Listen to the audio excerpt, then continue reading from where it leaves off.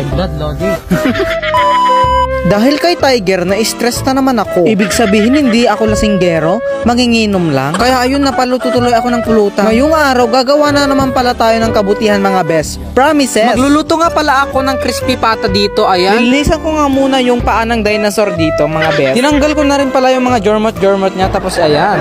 Nag-chop na rin pala ako dito ng bawang. Dapat ganyan lang yung chop mo. Medyo bangking pa ah. Bangking ba yung ukil-ukil? Pagkatapos ko na nga palang na-chop ito, ayan, nilagay ko na ito sa pressure cooker. Syempre, nilagyan ko na ng tubig. Nilagay ko na rin pala yung bawang at syempre yung pangpautog natin. Nilagyan ko na rin pala ng pamenta at saka yung dahon ng laurel. At syempre slightly na asin mga best. At ayan na nga, isasalang na nga pala natin sa silin at papakuluan natin yan ng 5 years and 7 years old. De, joke lang, papakuluan lang natin yan ng 15 minutes mga best. Habang pinapakuluan ko na nga ito, magpapainit na ako ng mantika para isang pisukan na lang mamaya. Diba doon ka magaling yung nagsushoot?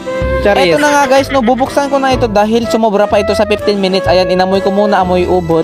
Charis. Dito na nga guys, ayan, hinako ko na nga ang ating crispy pata. Feeling ko kasi malambot na to. Iniwa-hiwa ko na rin pala ng ganyan para naman ready to pisok na sa ating mantika mga best. Promises talaga. Dahil mainit nga dito yung mantika, ayan, inislow mo ko muna para naman, slow mo pa yun pero tanga ka talaga best. Promises. So ayan na nga, no, nakikita nyo, kumukulo na yung mantika namin at syempre walang pangkalob kaya yan muna. At hindi pwede yan, kaya ito muna yung kasirola namin. Ayan, hindi pa rin pwede.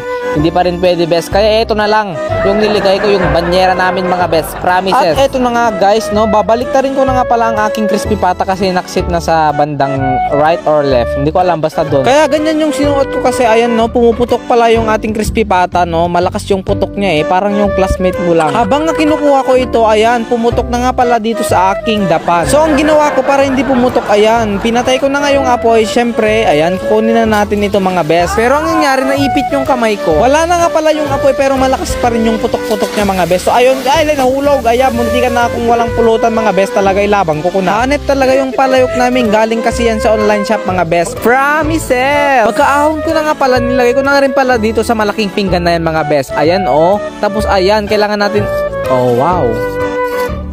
Tapos syempre mga best, ipitik check natin. High blood, Lodi.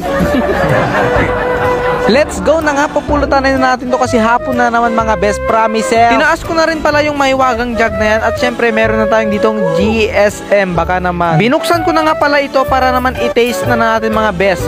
Mojito lang yan, napakasarap. Diba, itagay mo muna. Meron nga pala kaming pamahiin dito, yung unang shot niyan dapat iatang mo mga best, baka kasi magkabiwaw yung bibig mo. Okay guys, dito na nga, ayan, mag-taste na tayo dito. At syempre unang shot natin, ayan mga best, kinargahan ko na yung baso ko at kinargahan ko na rin pala yung aking baso sa aking mahiwagang jug mga best. Promises. At heto na nga, itatagay ko na. Walang silbi yung tubig na kinargahan ko, hindi ko naman pala inom. Ayan, parang juice lang kasi. Pagkatapos ko na nga pala itong ininom, kinain ko na mga best. Promises, napakasarap nito. Kaya anong iniintay nyo, maghahapon na naman, mag-shot na kayo. Bye!